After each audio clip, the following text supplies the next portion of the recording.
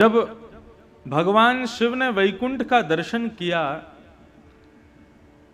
महादेव के मन में इच्छा हुई कि ऐसा लोक मेरा भी हो, ऐसा स्थान मेरा भी हो। तब भगवान ने उनको उपहार में वाराणसी दिया, काशी को दिया।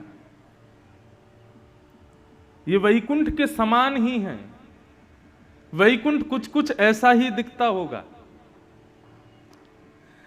लेकिन नारायण की आज्ञा हुई कि मैं यदि साथ नहीं गया तो मेरे बिना ये वैकुंठ पृथ्वी पर टिक नहीं पाएगा। पृथ्वी में इतनी सामर्थ्य नहीं कि वैकुंठ को अपने ऊपर धारण कर सके। तो महादेव ने अपना त्रिशूल रखा, बोले इसके ऊपर धारण तो होगा। तब त्रिशूल के ऊपर काशी को निवास दिया। वाराणसी काशी के ऊपर विराजमान, त्रिशूल के ऊपर विराजमान है। ये सब भाव आप सबको पता है, लेकिन जो काशी में नहीं आए हैं उनको भी तो पता होने चाहिए। कितने युवा भक्ति पथ के माध्यम से कथा सुनते हैं, वो काशी केवल अपनी वीडियो बनवाने आते हैं, यहाँ की आरती देखने आते हैं, उसके संग फोटो खींचने आते हैं, बस काशी के महत्व को कोई नहीं जानता। और जैसा कि मैंने कल की कथा में भी कहा, शायद परसों भी कहा, कि महादेव जिस पर कृपा करते हैं उसको काशी में वास देते हैं, और जिस पर अति कृपा करते हैं उसको काशी में जन्म होने के बाद भी वृंदावन भेज देते हैं, ब्रज भेजते हैं। एक ब्राह्मण रहते थे काशी में, और उनके कोई संतान नहीं थी। बहुत ध्यानपूर्वक सुनिएगा। महादेव के चरणों में जाकर के उन्होंने अनन्य उपासना की, खूब तपस्या की। उनके भाव से प्रसन्न होकर के महादेव प्रकट हो गए, और प्रकट होकर के बोले, विप्रदेव वर मांगो, क्या चाहिए? बोले महाराज कुछ नहीं चाहिए, केवल गृहस्थ आश्रम में एक ही वस्तु की अभिलाषा होती है कि एक संतान घर में हो। मैं आपकी नगरी में रहता हूं, नित्य आपका सेवा करता हूं। मैंने वेद आदि कर्मकांड आदि इन नियमों को भी इसलिए सीखा था कि आपकी अर्चना कर सकूं। इनसे मेरा कोई और प्रलोभन नहीं है, लेकिन मेरा अभी एक प्रलोभन है कि मुझे एक संतान चाहिए, और वो मुझे केवल आप प्रदान कर सकते हैं। इसलिए मैं घनघोर तपस्या कर रहा हूं कि महादेव प्रसन्न हो तो मुझे दे सकते हैं।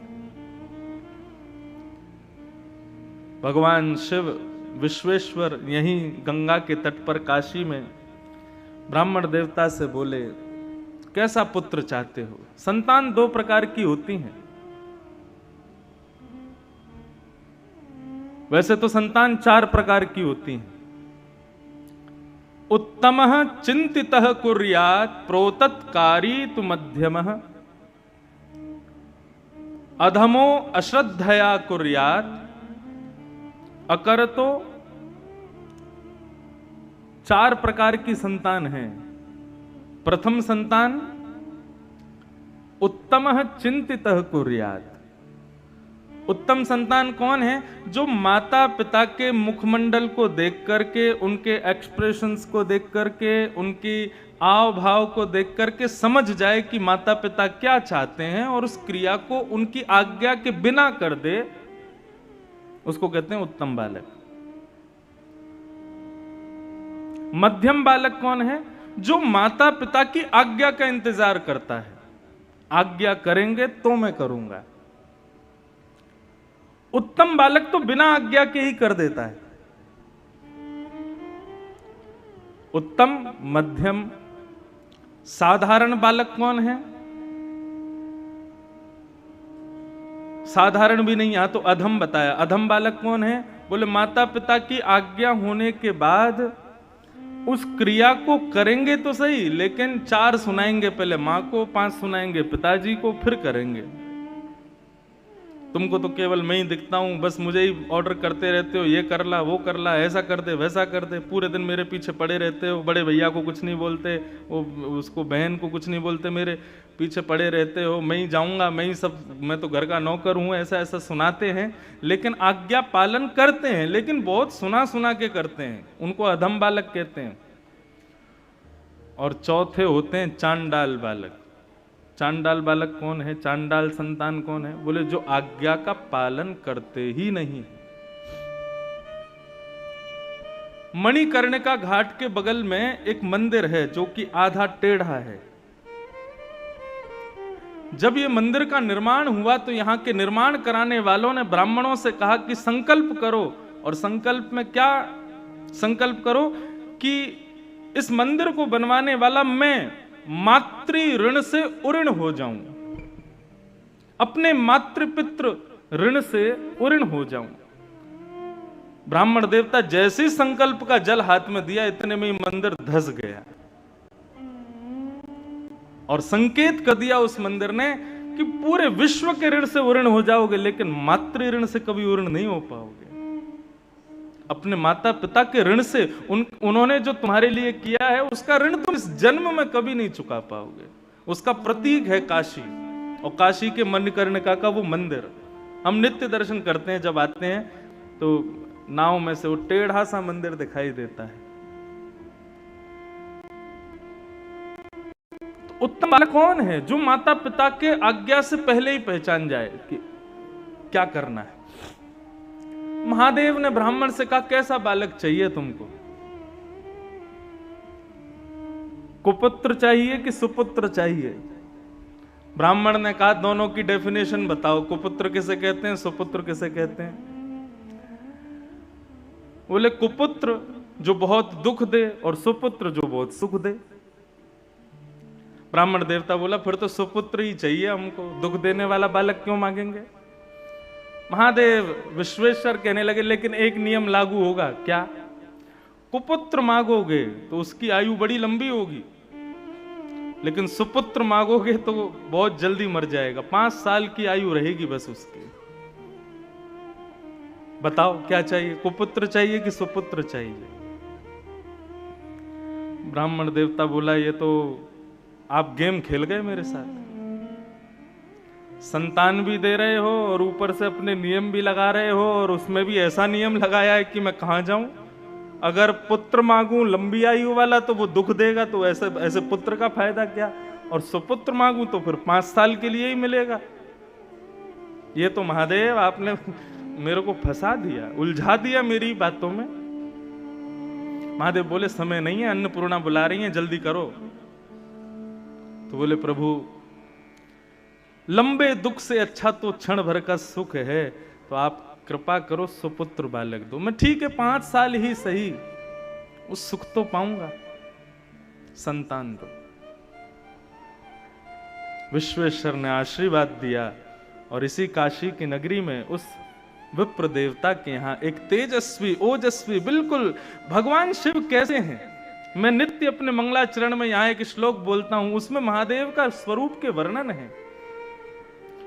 ध्याये नित्यम महेशम रजत गिरिनिभम चारु चंद्रावतंशम।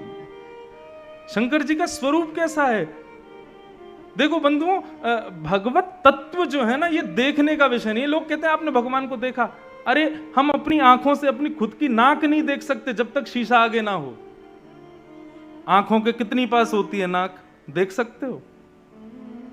अपना खुद का चेहरा नहीं देख सकते हम अपनी ही आंखों से, हम उस ईश्वर को देखने की बात करते हैं।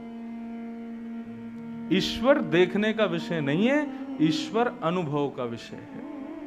प्रेम करने का विषय नहीं है, प्रेम अनुभव का विषय है। आनंद प्राप्त करने का विषय नहीं है, आनंद अनुभव का विषय है। और जो अनुभव का विषय होता है ना, उसका कभी वर्णन नहीं किया जा सकता। जो आपने देख लिया, जो आपने छू लिया, उसका आप वर्णन कर सकते हो, लेकिन जिसको आपने अनुभव किया है उसका आप वर्णन नहीं कर सकते। और श्री नारद जी नारद भक्ति सूत्र में कहते हैं, बोले प्रेम क्या है? बोले प्रेम स्वरूपम अवर्णनीयम। जिसका कोई वर्णन ना कर सके वही प्रेम है। आपने जिसका बखान कर दिया, जिसका वर्णन कर दिया, वो सब कुछ हो जाएगा, लेकिन प्रेम नहीं हो सकता, वो आनंद नहीं हो सकता, वो भगवान नहीं हो सकते।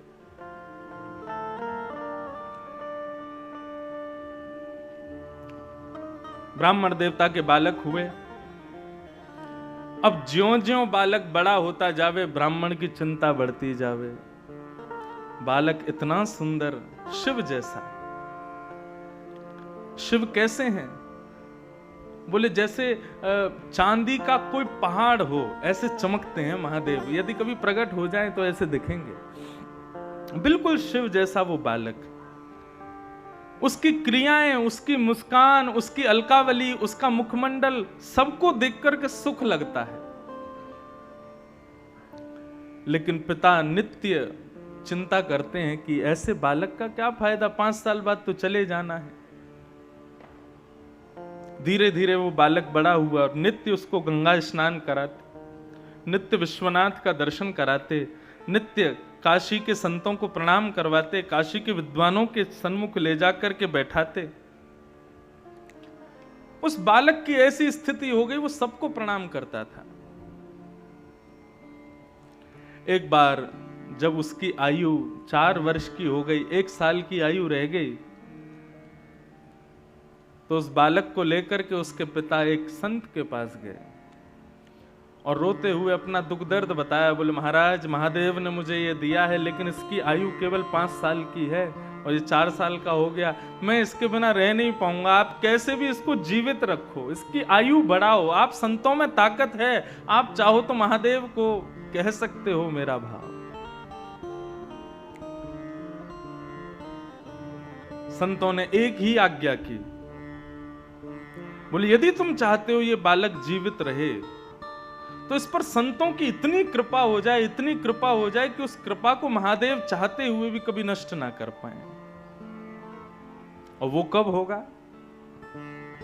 बोले खंबायु यज्ञम सलिलम महिम च, आंखों के आगे दिखने वाली हर वस्तु को इससे प्रणाम करवाओ। प्रणमे दंडवत, दंडवत प्रणाम करवाओ। प्रणाम में बड़ी ताकत है। आजकल लोग प्रणाम करना नहीं जानते, इसीलिए मैं सबसे प्रार्थना करता हूं, मुझे प्रणाम मत किया करो, दूर से हाथ जोड़ा करो। प्रणाम का अर्थ क्या होता है? नमन। नमन माने अपने मन को सामने वाले के चरणों में अर्पित करना। लेकिन हमारे यहां भारतीयों में ऐसी प्रथा बन गई है कि बिना छुए तो प्रणाम मानेंगे ही नहीं। माताएं बहनों को मैं कहता हूं मत किया करो, आप दूर से करो, लेकिन नहीं मानते। यहां तो चलो फिर भी इतनी संख्या में लोग नहीं है, कई जगह तो इतनी भीड़ होती है कि महाराज धोती बचानी पड़ जाती है कि गाड़ी में बैठ तो जाऊं सही सलामत। प्रणाम में बड़ी ताकत है, लेकिन प्रणाम शरीर से नहीं होता है, प्रणाम मन से होता है, हृदय से होता है। हमारे पूज्य पिताजी महाराज अपनी कथा में कहते हैं, जिसको देख करके आंखें झुक जाएं, सर थोड़ा नीचे हो जाए और मन में भाव उसके प्रति आदर का भाव प्रकट हो जाए, ये 3 क्रिया ही प्रणाम कहलाती है। और तुम आंखों में टकटकी लगा के देख रहे हो, सीना चढ़ा के खड़े हो, उसके आते ही नीचे झुक के प्रणाम करो, वो प्रणाम थोड़ा ही है। प्रणाम तो हृदय से होता है। संत ने आज्ञा की कि इस बालक को सबको प्रणाम करवाओ। अब तो वो बालक सबको प्रणाम करता, घर के बाहर दहली पे बैठा रहता और गली से जो निकलता, जीव जंतु आदमी कोई भी हो, सबको प्रणाम करता। एक दिन आया और उस गली में महादेव के प्रथम 7 शिष्य, सप्त ऋषि पधारे। ये सप्त ऋषि कौन हैं? भगवान शिव के पहले 7 शिष्य हैं। सप्त ऋषि पधारे।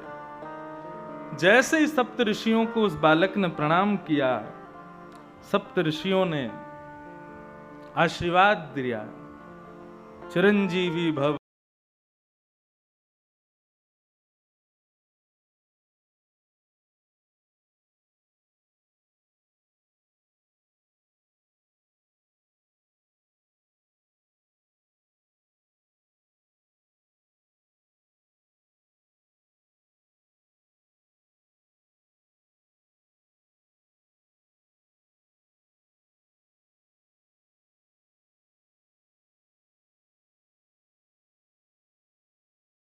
सप्त ऋषि हैं, महादेव के शिष्य हैं। ब्रह्म वाक्यम जनार्दनम, ब्राह्मण की वाणी जनार्दन की वाणी होती है। और मैंने ऐसा सुना है कि ब्राह्मण की वाणी को भगवान भी नहीं काट सकते। अब मेरे बालक की जिम्मेवारी आपकी है, 5 साल का ये हो जाए, इसका यदि बाल बाका हुआ तो पूरे नगर में ढिंडोरा पीटूंगा कि ब्राह्मणों की ऋषियों की बात मत मानना, ये झूठ बोलते हैं। सप्त ऋषि बोले इस गली में लेके कौन आया था हमको? आपस में सब चर्चा करने लगे, बोले क्या करें, बड़े फंसे यहां तो। ब्राह्मण ने अपने बालक का हाथ ऋषियों के हाथ में दिया, बोले अब इसकी रक्षा आप करो, जब 6 साल का हो जाएगा तब लूंगा वापस। 5 साल में एक वर्ष चिंता में नहीं रह सकता, अब आप इसको संभालो। सप्त ऋषि उस बालक को लेकर के बैठ गए, बोले क्या करें, महादेव से तो आर्ग्यूमेंट कर नहीं सकते, हमारे गुरु हैं, शिष्य को चाहिए कि गुरु से कभी कुछ इस प्रकार का वाद संवाद ना करे। तब ऋषियों ने विचार किया, बोले सृष्टि के रचयिता ब्रह्मा हैं, ब्रह्मा के पास चलो, वही कुछ कर सकते हैं। ब्रह्मा के पास उस बालक को लेकर के गए और जाकर के जैसे ही सप्त ऋषियों ने प्रणाम किया, सप्त ऋषियों के प्रणाम के बाद उस बालक ने प्रणाम किया। और प्रणाम में तो वो इतना निपुण था, लेट करके बिल्कुल दंडवत, डंडे की तरह सीधा होकर के बिल्कुल प्रणाम करता, फिर उठ करके फिर खड़ा होकर के फिर दोबारा प्रणाम करता, फिर उठ करके फिर खड़ा होकर फिर दोबारा प्रणाम। उसके प्रणाम को देख करके ब्रह्मा जी इतने मोहित हो गए, इतना छोटा सा बालक 4 वर्ष का क्या अद्भुत प्रणाम कर रहा है। महादेव ब्रह्मा जी ने उसको आशीर्वाद दिया, चिरंजीवी भव, चिरंजीवी भव, चिरंजीवी भव। सप्त ऋषि बोले हमारी बला कटी, अब इनकी जिम्मेवारी है। हंसने लगे सप्त ऋषि। ब्रह्मा जी कहने लगे, बोले भैया हंस क्यों रहे हो? बोले काशी के एक ब्राह्मण का बालक है ये, और साक्षात देवादिदेव विश्वनाथ प्रभु ने ये बालक प्रदान किया है, और ये कह करके दिया है कि ये केवल 5 साल जिएगा। 4 साल का हो गया, इसका अंतिम वर्ष चल रहा है। हमने इसको चिरंजीवी भव का आशीर्वाद दिया, तो इसके पिता ने हमको ये बात बताई, हमने ला करके इस बालक को आपसे प्रणाम करा दिया। ब्रह्मा जी बोले तो तुमने अपनी बला मुझ पर डाल दी, अपनी चिंता मुझ पर डाल दी। बोले तो फिर क्या करते हम, हमसे चिंता सहन नहीं हो रही थी, अब आप ही इसकी रक्षा करो, और यदि आपकी वजह से इसकी रक्षा नहीं हुई तो हम तीनों लोकों में ढिंडोरा पीटेंगे कि ब्रह्मा के पास शक्ति नहीं है, ब्रह्मा झूठ बोलता है। ब्रह्मा जी बोले बड़े चतुर हो तुम लोग। बोले ये चतुराई इसके पिता से हमको मिली। ब्रह्मा जी बोले अब तो फिर एक ही उपाय है, स्वयं विश्वनाथ यदि चाहें तो ये बालक जी सकता है। और उस बालक को गोद में लेकर के ब्रह्मा सीधे पहुंचे महादेव के पास। ब्रह्मा जी ने प्रणाम किया, और ब्रह्मा जी के उठते ही महाराज उस बालक ने जो दंडवत प्रणाम किया शिव को, बाकी सब तो बैठे बैठे उसका प्रणाम देखते थे, लेकिन महादेव तो उठ करके गए और बालक को हृदय से लगा लिया। बोले बालक चिरंजीवी भव, चिरंजीवी भव। जब महादेव ने आशीर्वाद दिया, सप्त ऋषियों के नेत्र सजल हो गए, ब्रह्मा के नेत्र सजल हो गए, और सबने बताया, बोले महादेव परंतु ये कैसे संभव होगा, ये बालक आपने ही प्रदान किया है एक ब्राह्मण को, और इसकी आयु केवल 5 वर्ष की आपने बताई थी। महादेव को याद आया, बोले अरे ये तो वो प्रकांड विद्वान एक ब्राह्मण, उनका बालक है क्या? बोले हाँ, ये आपने ही तो दिया है, अब आप इसको चिरंजीवी कैसे बनाएंगे? बोले मेरी जिम्मेवारी है, तुम लोगों ने मुझे दी है, तो अब मैं देखता हूं कि यमराज इसका बाल बांका कैसे करता है, और वैसे भी ये मेरा ही है।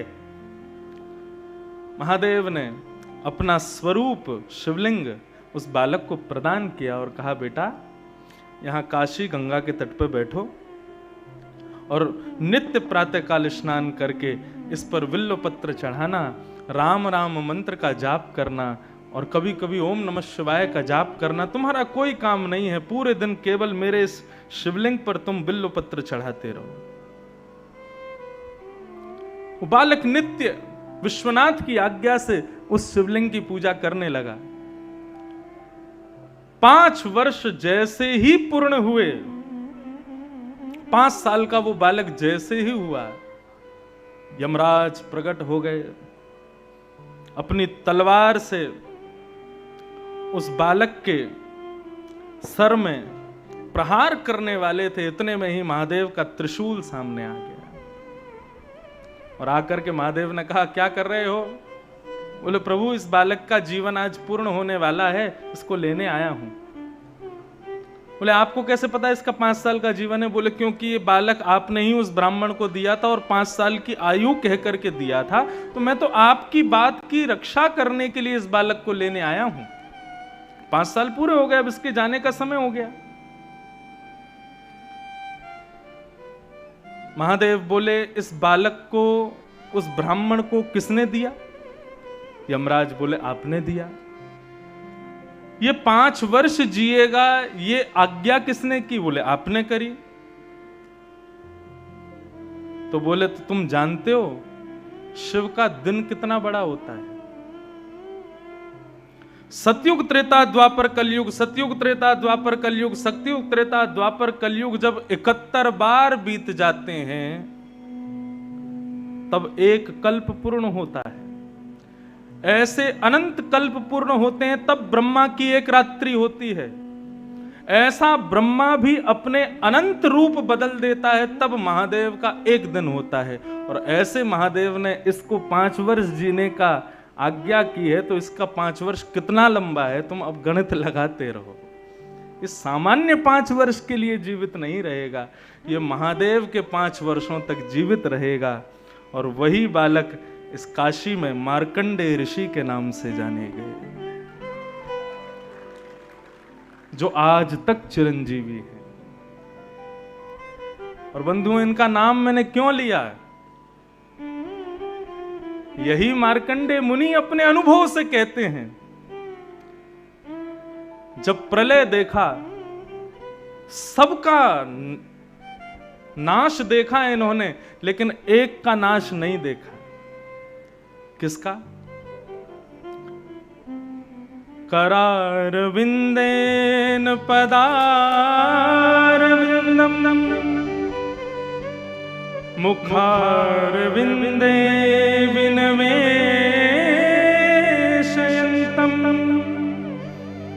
वटस्य पत्रस्य पुटे शयानम् वालं मुकुंदम मनसा स्मरामि। श्री कृष्ण गोविंद हरे मुरारे, हे नाथ नारायण वासुदेव, जिह्वे पिबस्वा मृत में गोविंद दामोदर माधवेति।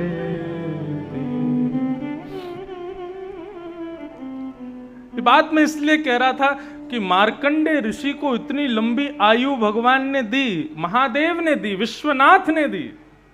किसके लिए दी? ताकि वो हमारे कन्हैया के आश्रित हो जाएं, ताकि वो हमारे बाल मुकुंद का दर्शन करें। कैसा दर्शन किया? मार्कंडेय मुनि ने तपस्या की और तपस्या करके भगवान से प्रार्थना की, मैं प्रलय देखना चाहता हूं, प्रलय कैसी होगी। भागवत के 11 स्कंद में, 12 स्कंद में प्रलय का दर्शन आता है मार्कंडेय मुनि का। और जब भगवान ने मार्कंडेय ऋषि को प्रलय का दर्शन कराया, सब कुछ जल निमग्न हो गया। तभी वो देखते हैं कि एक बट का पत्ता तैरता हुआ आ रहा है। मार्कंडेय मुनि ने ऊपर चढ़ करके जैसे ही देखा तो क्या देखा?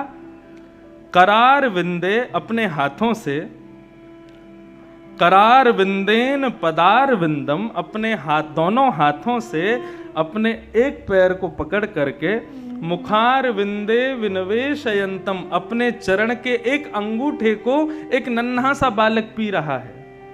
करार विंदेन पदार विंदम मुखार विंदे विनवेशयंतम वटस्य पत्रस्य पुटे शयानम बालम मुकुंदम मनसा स्मरामि।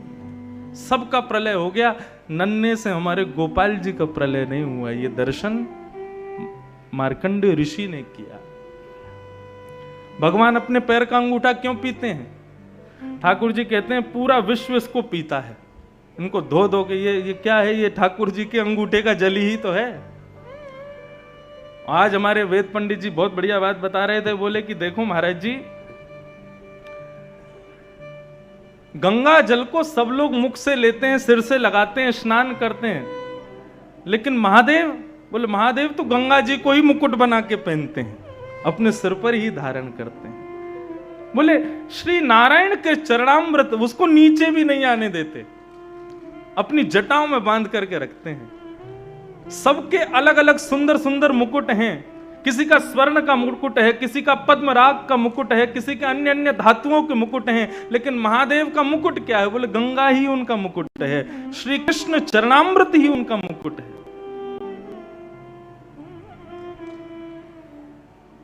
इन दोनों में ज्यादा अंतर नहीं है। ये हरि और हर, ये दोनों एक ही हैं, एक दूसरे के साथी हैं, एक दूसरे के स्वामी भी हैं और एक दूसरे के सेवक भी हैं। तीनों की महिमा, दोनों की महिमा अद्भुत है। एक वैष्णव ने मुझे एक बढ़िया भजन लिख के भेजा और कहा महाराज जी आप वहाँ कथा कर रहे हैं विश्वनाथ की नगरी में, तो ये जरूर गाइएगा। मैंने कहा हाँ भैया जरूर गाएंगे। कैसा स्वरूप है दोनों का।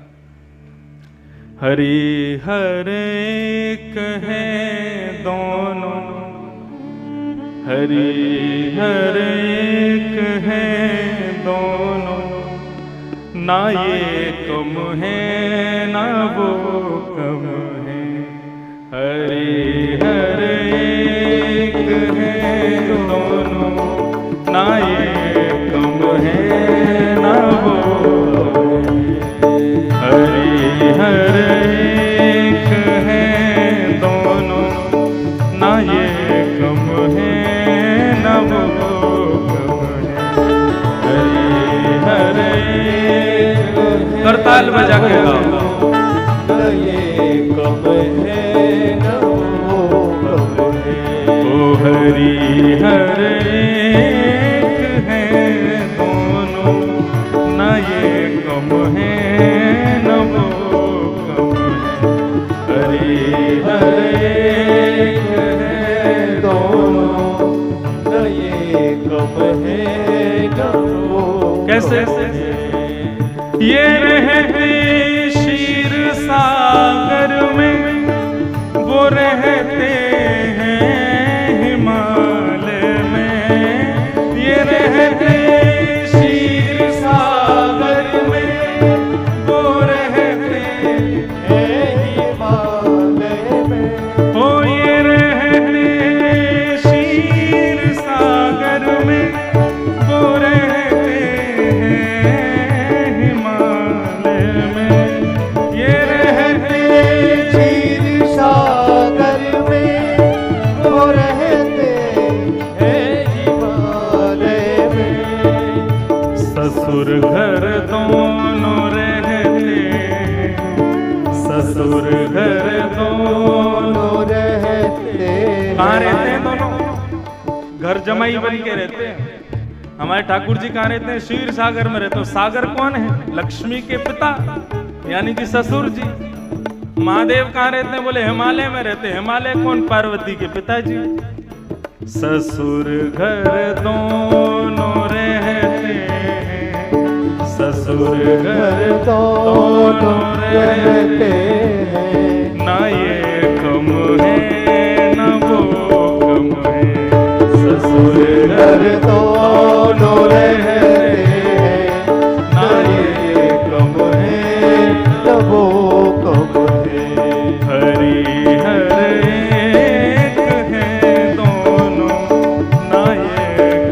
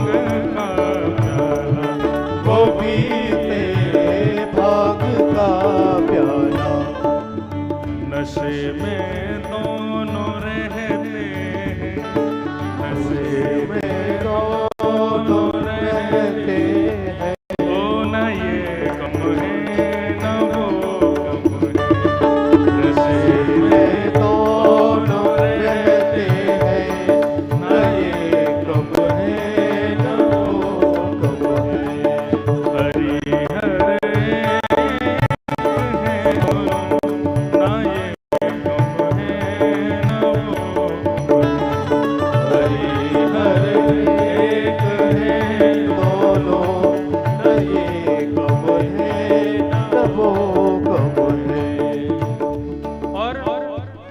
रमा की बात ये माने, उमा की बात वो माने, रमा की बात ये माने, उमा की बात वो माने, रमा की बात ये माने, उमा की बात वो माने, रमा की बात ये माने, उमा की बात वो माने, उमा की बात वो माने, उमा की बात वो माने।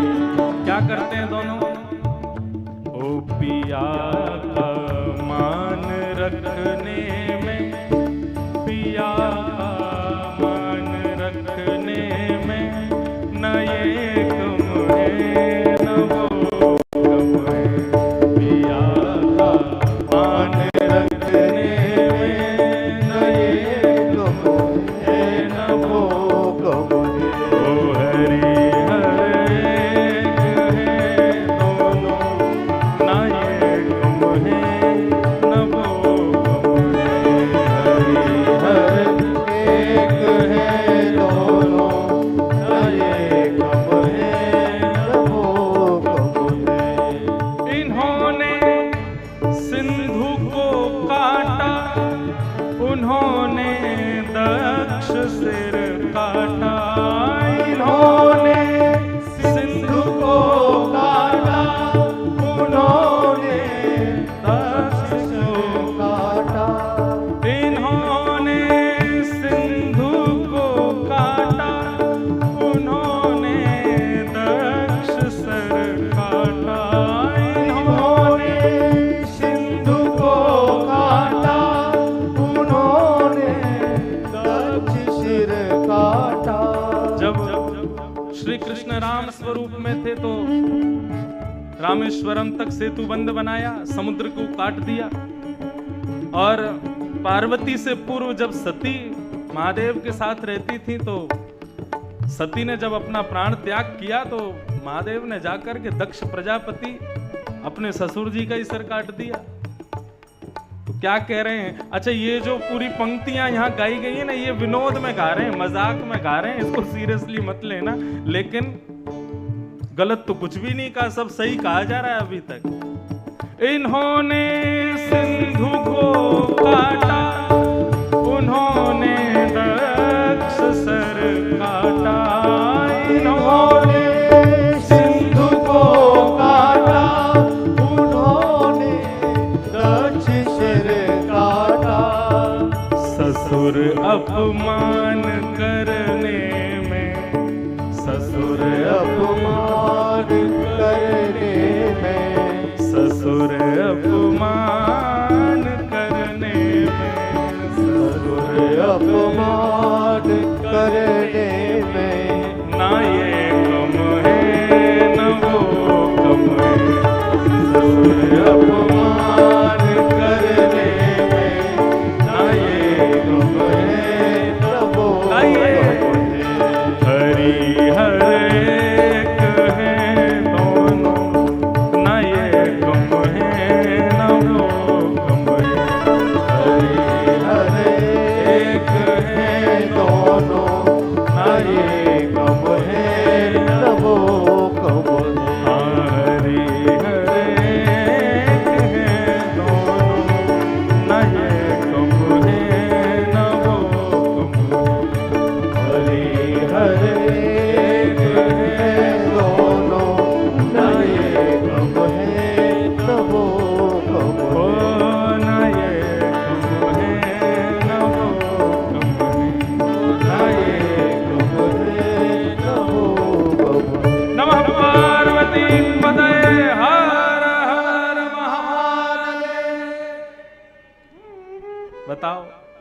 अभी तो 4 ही पंक्ति सुनी है हमने, बहुत सारी पंक्तियां हैं, दोनों एक दूसरे से बिल्कुल कम नहीं है।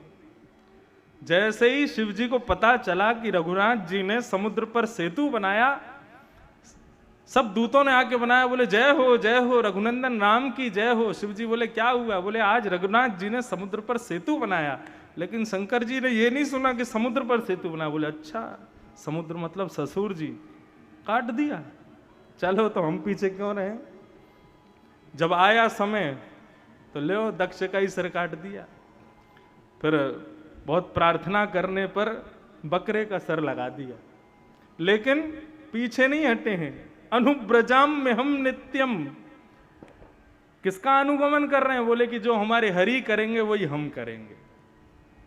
दोनों एक दूसरे के समान हैं, दोनों में कोई भेद नहीं है। शिव द्रोही मम दास कहावा, सोनर सपनु मोह न पावा। भगवान श्री राम कहते हैं यदि कोई शिव द्रोही है और मेरा दास है, लेकिन शिव से द्रोह करता है, सोनर सपने मोह न पावा, वो नर मेरी प्राप्ति कभी नहीं कर सकता। और यही बात शंकर जी कहते हैं, कोई मेरा अनन्य भाव रखता है लेकिन नारायण का अपमान करता है, रामकृष्ण की अवहेलना करता है, उस व्यक्ति को स्वप्न में भी मेरा दर्शन नहीं होगा। नारायण तो फिर भी दर्शन से ही वंचित करेंगे, लेकिन महादेव तो त्रिशूल ही घुसा देंगे सीधे। इसलिए दोनों में भेद मत मानो, दोनों में कोई भेद मत रखो। ऐसे हर की भूमि में हरि पधारे हैं, इसलिए मन का भाव था कि यहां दशम स्कंद को प्रधान लेकर के आज से कथा की जाए और विशेष भाव से पूरी कथा में केवल दशम स्कंद का ही मुख्य भाव रखा जाए, जहाँ पर भगवान की बाल लीला आदि लीलाओं का ही श्रवण करने का हम सबको सुख प्राप्त हो, सौभाग्य प्राप्त हो। तो उस भाव से यहाँ कथा करने का भाव बना कल, तो आज से हम लोग दशम स्कंद ही प्रारंभ करेंगे, ताकि महादेव को ठाकुर जी की मधुरतम लीलाओं का श्रवण करा सकें, क्योंकि यहाँ के मुख्य श्रोता वे ही हैं, वे ही सुनने के लिए यहाँ पर पधार रहे हैं। आज छठ का उत्सव है, पूरी वाराणसी में उत्सव मन रहे हैं, सुनाई दे ही रहा है। लेकिन कभी कभी लगता है संसार कितना बदल गया, और मैं कहूं तो सुनने में अटपटा भी लगेगा, मेरी उम्र ही कितनी, आप लोग तो इतने बड़े बड़े बैठो, आपने देखा होगा बदलता हुआ संसार। पहले हमारे यहाँ के पर्वों में मध्यम सुगम संगीत होता था, ब्राह्मणों के द्वारा सुंदर वेद पाठ आदि करके और घर के सदस्य जन जो हैं पूजा आदि करते थे, दीपावली, होली का दहन और आदि आदि पर्वों को मनाते थे। लेकिन आजकल हम लोगों की स्थिति देखो, सुन लो कितनी जोर से आवाज आ रही है, छठ उत्सव मनना है। जब मैं नौका से उतर रहा था तो इतना भयंकर डीजे बज रहा था, लेकिन जब मैंने कान लगा के सुना तो वो छठ का कोई भजन चल रहा था। मैंने कहा भजनों की स्थिति देखो क्या हो गई। देवताओं में और दैत्यों में अंतर क्या था, यही तो था। दैत्य कौन? जो सारे नियमों का उल्लंघन करते हुए क्रियाएं करें, वो दैत्य हैं। और देवता कौन? जो हर चीज का ध्यान रखे। कल आपके यहां कथा पूरी करके जब मैं वापस पहुंचा तो जहां हम रह रहे हैं वो बिल्कुल शुद्ध काशी है, बनारस है शुद्ध। वहां गाड़ियां भी नहीं आती, बाइक तो लोग घुसा देते हैं जबरदस्ती, नहीं तो उसके लिए भी जगह नहीं है। कल जैसे ही वहां नाव से उतर के अपने घर की ओर जा रहे थे तो एक साधारण, मैं 3 दिन से निकल रहा था, मैं कभी नहीं गया, एक सुंदर सा एक दरवाजा और अंदर से इतनी मधुर स्वर, इतने सुंदर ध्वनि सुनाई दे रही थी, सब रुक गए। और भीतर जब जाकर के देखा तो महादेव के अनन्य प्रेमी पुत्र गणपति विराज रहे हैं और सामने छोटे छोटे 3 बालक क्या अद्भुत शास्त्रीय संगीत गा रहे थे। उनका स्वर सुन करके हम लोग कम से कम 20 मिनट तक वहीं खड़े रहे और मानो ऐसा लग रहा था जैसे मसनद पर ऐसे कोई अपना हाथ रख करके बिल्कुल आनंद के अंदाज में पूरे जगत से निवृत्त होके बिल्कुल जैसे एकांत में बैठ के कि कोई डिस्टर्ब ना करे और गणपति बैठ करके स्वर सुन रहे हैं। वो सुनकर के मन स्तब्ध हो गया, कुछ कहने की इच्छा नहीं हो रही थी। कोई बोल भी रहा था तो मैं कह रहा था शांत हो जाओ, कोई हल्ला मत मचाओ, उनको सुनो क्या गा रहे हैं। वो हृदय स्पर्शी था, आत्मा को स्पर्श कर रहा था। लेकिन आजकल हम मानवों को क्या हो गया है, यदि कोई शास्त्रीय संगीत गाने वाला आ जाए तो महाराज जितनी भीड़ होती है उससे भी कम हो जाती है, पंडालों में चले जाते हैं उठ के लोग, नहीं समझ में आ रहा, नहीं सुन सकते। ये हमारा अभाग्य है। वो तो अपने अपने स्थान पर पूर्ण है, हम में इतनी क्षमता नहीं है, हम में इतनी योग्यता नहीं कि हम उसको सुन सकें। पंडित जी घर पर पूजन कराने आते हैं तो यजमान लोग पहले कहते हैं पंडित जी 15 मिनट में ही करा देना, पूजा है 1.5 घंटे की। लेकिन पंडित जी को पहले ही कह देंगे इससे ज्यादा समय मत लगाना। जहां आधा घंटा जाने लग जाता है तो पंडित जी को घड़ी दिखाने लगते हैं, अब जल्दी कराओ हमको जाना है। वो नौकर नहीं है तुम्हारे। महादेव भी जिनको देख करके प्रणाम करते हैं, वैष्णवानाम यथा शंभु, वो ब्राह्मण हैं। ये हम लोगों का अभाग्य है कि हम लोग अपने वैदिक शास्त्रों से, अपनी वैदिक क्रियाओं से, अपने पुराने समय के जो हमारी धरोहर है, हम उनको छोड़ते जा रहे हैं धीरे धीरे। लेकिन फिर मन में भाव आता है तस्मात् केनाप्युपायेन मनः कृष्णे निमेषयेत्। इतना घनघोर कलिकाल चल रहा है, इतने में भी लोग पूजा तो कर रहे हैं, छठ पूजा कर रहे हैं, भले डीजे चला के कर रहे हैं, कर तो रहे हैं। तो लगता है कम से कम कुछ ना से तो ये अच्छा है। लेकिन बंधुओं, अपनी धरोहरों को छोड़ो मत, वो हमारा सर्वधन है। प्रयास किया करो कि जितना उसके समीप रह सकें हम रहें। ये वेस्टर्न कल्चर नहीं है तो क्या है, इतना तेज संगीत बजाना जोर जोर से। अब गणपति उत्सव होता है, गणपति विसर्जन करने जाते हैं, पहले ढोल नगाड़े जाते थे, गाते हुए लोग जाते थे, फिर धीरे धीरे बैंड बाजे आ गए, अब बैंड बाजे भी खत्म, अब तो डीजे आ गया है। और आजकल तो ऐसे डीजे चलने लगे कि घर की खिड़कियां हिलती हैं उनके धमक से।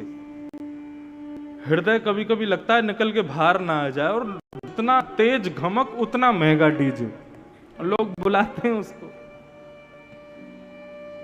क्या हो रहा है हम लोगों को, कहां की ओर जा रहे हैं हम लोग। श्रावण में शिवरात्रि आदि, श्रावण के समय में, शिवरात्रि के समय में रात रात भर रंगीन लाइटों से महाराज भर दिया मंदिरों को, और उसमें दुनिया भर के फिल्मी गाने चला रहे हैं। बस शब्द बदल देते हैं, धुन फिल्मी है और शब्द भगवान के भजन के।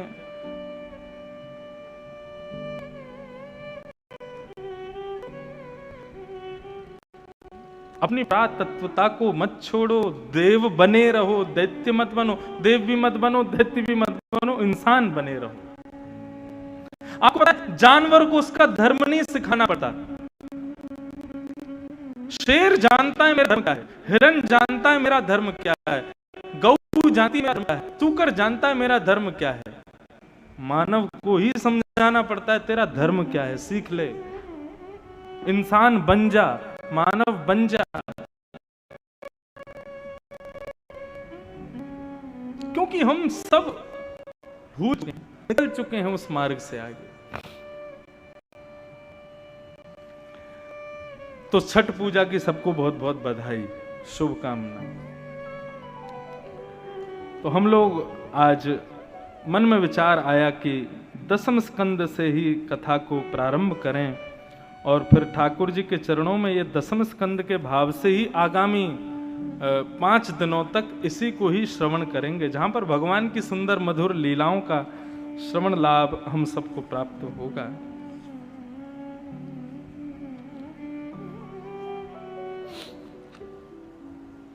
श्रीमद् भागवत में 12 स्कंद हैं, और ये 12 स्कंद भगवान के श्री चरणों से लेकर के ललाट तक का दर्शन कराते हैं।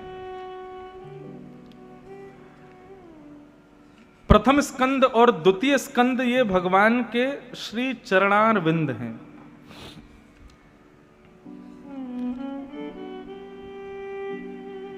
ध्यान से सुनिएगा, 12 स्कंद, पूरी भागवत का दर्शन। तो प्रथम और द्वितीय स्कंद जो है भगवान के चरण हैं।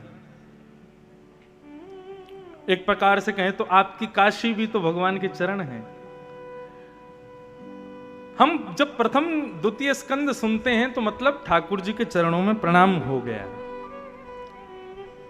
तृतीय और द्वितीय स्कंद भगवान के जंगा है, मतलब चरणों में प्रणाम किए को भगवान ने अपने दोनों हाथों से, तो तृतीय और चतुर्थ स्कंद भगवान के हाथ हैं, भुजा। 2 स्कंदों से प्रणाम किया और फिर 2 स्कंदों से क्या हुआ, भगवान ने अपने हाथों से प्रणाम किए हुए उस भक्त को उठाया। ये हो गए तृतीय चतुर्थ स्कंद। पंचम और षष्ठ स्कंद ये भगवान के दोनों पाणी तलम हैं, भगवान की दोनों जंगा हैं। मतलब चरण में प्रणाम किए को ठाकुर जी ने दोनों भुजाओं से उठा करके अपनी गोद में लेटा दिया, जैसे एक मां अपने बालक को लेटाती है। सप्तम और अष्टम स्कंद ये भगवान के, सप्तम स्कंद उदर है, अष्टम और नवम स्कंद ये भगवान का वक्षस्थल है। दसम स्कंद भगवान का हृदय है। तो भगवान क्या करते हैं, जिस प्रकार मां अपने भूखे बालक को अपने पास बुला करके अपना पयोधर का पान कराती है, ऐसे ठाकुर जी दसम स्कंद के भाव से हमको तृप्त करते हैं। दसम स्कंद में भगवान की सारी लीलाएं हैं। एकादश स्कंद भगवान का ललाट है, मस्तिष्क है। जब बालक पेट भर जाता है, दूध पी लेता है, तो मां फिर उसको अपने पयोधर से दूर करके फिर उसके मुखमंडल को देखती है। चेहरे से ही पता चल जाता है कि वो तृप्त हुआ कि नहीं, उसकी भूख मिटी कि नहीं। एकादश स्कंद ये पुष्टि करता है कि सुनने वाले श्रोता जो हैं वो पुष्ट हुए कि नहीं, उनकी भूख पूरी हुई कि नहीं। और फिर द्वादश स्कंद जो है ये भगवान की उठी हुई भुजा है। मतलब एकादश स्कंद के बाद फिर ठाकुर जी उस बालक को गोद में ऊपर की ओर उठा लेते हैं, जैसे माँ अपने बालक को दुग्ध पिला करके फिर थोड़ी देर उसके संग खेलती है, ऊंचा उठा करके उसको आनंद कराती है। इस प्रकार ये द्वादश स्कंद हैं श्रीमद् भागवत के, जिसमें से दसम स्कंद जो है ये भगवान का हृदय है। और इस दसम स्कंद में भी रास पंचाध्यायी ये ठाकुर जी का मुख्य हृदय है। तो उसी दसम स्कंद को हम आप सब लोग श्रवण करेंगे। ठाकुर जी का हृदय, ठाकुर जी का हृदय मतलब शिव का परम धन, वो हम श्रवण करेंगे। दसम स्कंद का प्रारंभ कैसे होता है? परीक्षित बीते 4 दिनों से कथा श्रवण कर रहे हैं। सुखदेव जी महाराज मंच पर आसीन हैं और सुखदेव जी परीक्षित को आज्ञा करते हैं कि परीक्षित,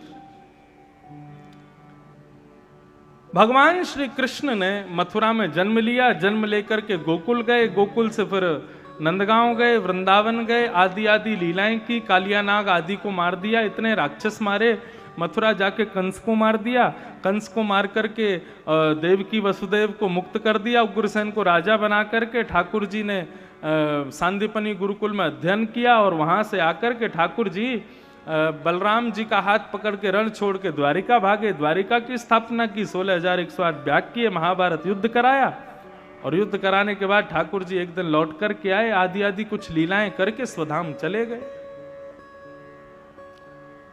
और ये कथा पूरी सुना करके श्री शुकाचार्य जी शांत हो गए।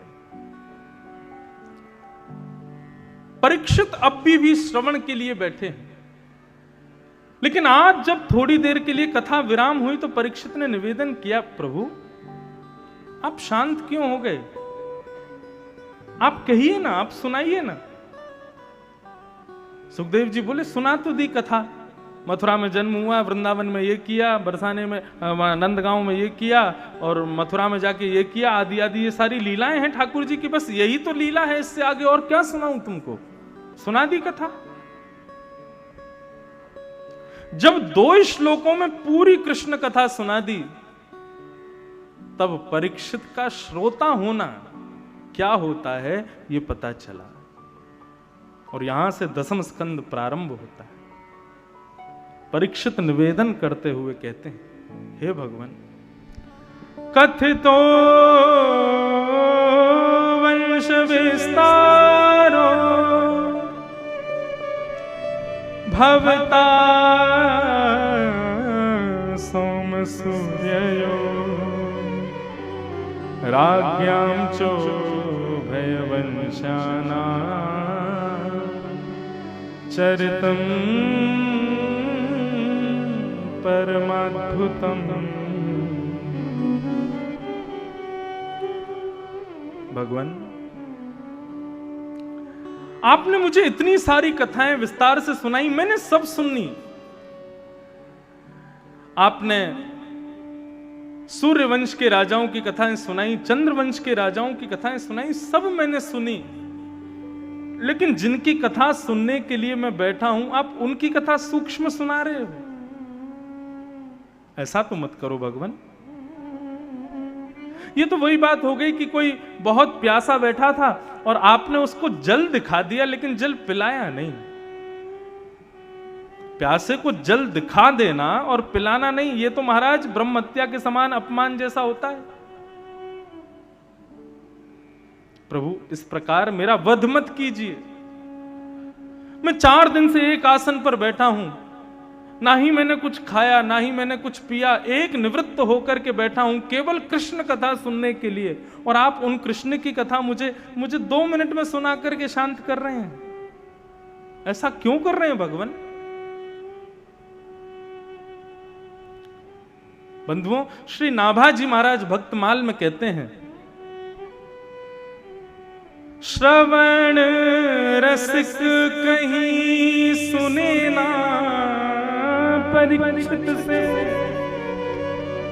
जो पानु करत लागी कोटि गुण प्यास है। परीक्षित जी कैसे श्रोता हैं? बोले कैसे श्रोता है? बोले एक तो होता है प्यासा, कि वो पानी पीता जाए और जितने घूंट अंदर लेवे उतनी प्यास उसकी कम होती चली जाए। लेकिन परीक्षित कैसे प्यासे हैं? बोले जितना पानी पी रहे हैं उतना प्यास और ज्यादा लग रही है। हो ना हो, कथा जब आप लोग सुनते हैं ना, तो 1 घंटा 2 घंटा होने के बाद में धीरे धीरे धीरे धीरे मन भरने लगता है, और फिर एक समय आता है, इच्छा होती है कि अब थोड़ा कहीं जाया जाए, कुछ और काम किया जाए, थोड़े हम भर गए हैं ऊपर तक। अगर बंधुओं ऐसी स्थिति होती है ना कथा में, तो आप श्रोता बने ही नहीं हैं। श्रोता कौन? जो पान हूं करत लागी कोटि गुण प्यास है, और प्यासा रह जाए, वो श्रोता है।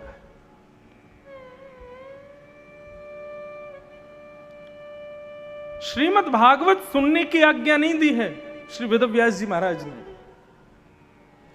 निगम कल्प तरोर गलितम फलम सुख मुखाद्रम तद्रव संयुतम पिबत भागवतम रसमालयम मुहुर्हो रसिका भुवि भावुका।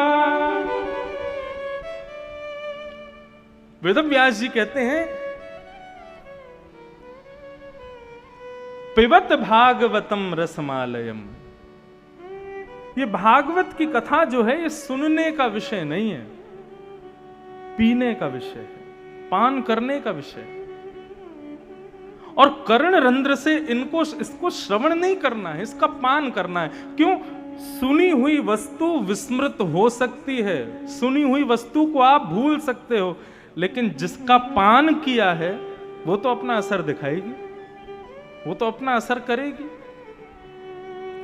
मदिरा का सेवन किया है तो मदिरा नशा करेगी, औषधि का सेवन किया है तो औषधि अपना अपना अपना गुण दिखाएगी। लेकिन औषधि का श्रवण करने से रोग दूर नहीं होता, औषधि का पान करना पड़ता है। ठीक वैसे ही श्रीमद् भागवत भव औषधि है, भव रोग को मिटाने वाली, इसका पान ही करना पड़ेगा, इसको सुनने का विषय नहीं बताया है। भागवत को श्रवण करो, पियो। श्रवण पुटेषु समृतम, कान रूपी दोनों में भर भर के पियो। श्रीमद् भागवत में भगवान का ही अवतार हुए पृथु महाराज, जिनकी वजह से धरती को पृथ्वी कहा जाता है। वो पृथु महाराज भगवान से वरदान क्या मांगते हैं?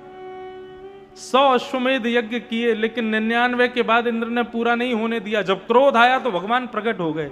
भगवान बोले ये 100 अश्वमेध यज्ञ इंद्र पूरा नहीं होने दे रहा, ऐसा मत सोचो पृथु, ये मैं पूरा नहीं होने दे रहा हूं। पृथु महाराज बोले क्यों, आप क्यों नहीं होने दे रहे पूरा?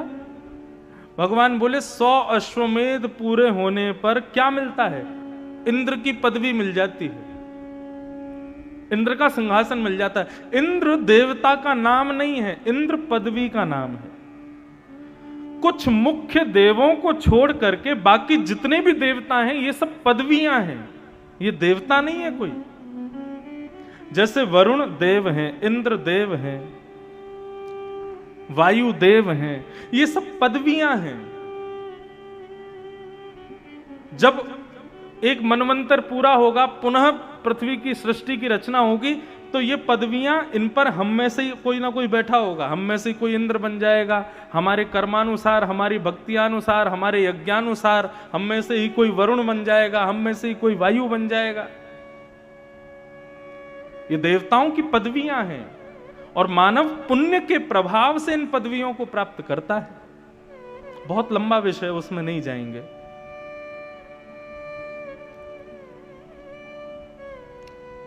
तो देवत्व पदवियां हैं, और यदि तुमने अश्वमेध यज्ञ 100 पूरे कर लिए तो तुमको इंद्र की पदवी मिल जाएगी। और इंद्र की पदवी, देव बनना अच्छी बात है, लेकिन देवता मेरे उतने समीप नहीं होते जितने समीप भक्त होते हैं। और पृथु, मैं नहीं चाहता कि तुम देव बन जाओ, क्योंकि तुम मुझसे दूर हो जाओगे, इसलिए तुम्हारे 100 यज्ञ पूरे नहीं होने दे रहा मैंने कल भी कथा में कहा था, यदि मनवांछित इच्छाएं पूरी नहीं हो रही हैं तो इसका मतलब यही समझो कि ठाकुर जी आपका भला चाहते हैं, ठाकुर जी कुछ कृपा करना चाहते हैं, ठाकुर जी ने कुछ भला सोच के रखा, इसीलिए तुम्हारी इच्छाएं पूरी नहीं कर रहे वो। तब पृथु महाराज को लगा कि अरे मैं क्या प्रेम करता हूं, ठाकुर जी तो मुझसे दुगना प्रेम करते हैं। तब पृथु महाराज ने भगवान से कहा तो मुझे दूसरा वरदान दो। भगवान बोले क्या चाहिए? बोले ऐसी कृपा कर दो कि मेरे शरीर में जितने रोए हैं, प्रत्येक रोए में श्रवण की शक्ति प्रकट हो जाए, सुनने की शक्ति आ जाए, मेरे प्रत्येक रोए में कान प्रकट हो जाएं। भगवान बोले ये कैसा विचित्र वरदान मांग रहे हो, ये क्या कहना चाहते हो?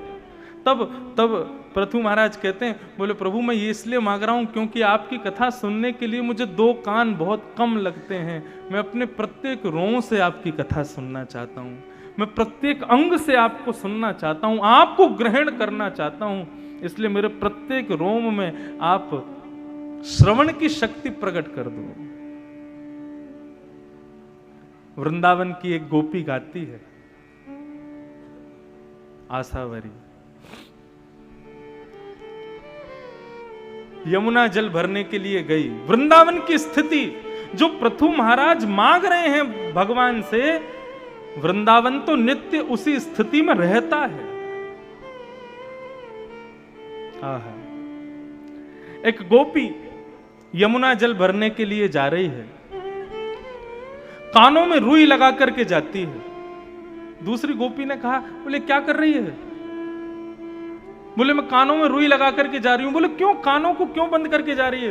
बोले तुझे नहीं पता, जब कोई कृष्ण बोलता है ना, जब कोई गोविंद बोलता है, जब कोई माधव बोलता है ना, तो मैं मूर्छित हो जाती हूं, मैं काम नहीं कर पाती, इसलिए मैं कानों में रुई लगा के आई हूं, कहीं कोई कृष्ण ना बोल दे, कहीं कोई माधव ना बोल दे, कहीं कोई गोपाल ना बोल दे, कहीं मैंने सुन लिया ना तो मेरी स्थिति बिगड़ जाएगी। इसे कहते हैं श्रवण। जहां सुनते ही आप अपने देहाभिमान से शून्य हो जाओ। सुनने के बाद भी देह अभिमान में है, देह अपनी फिक्र करवा रहा है तुमसे, तो तुमने सुना ही नहीं है।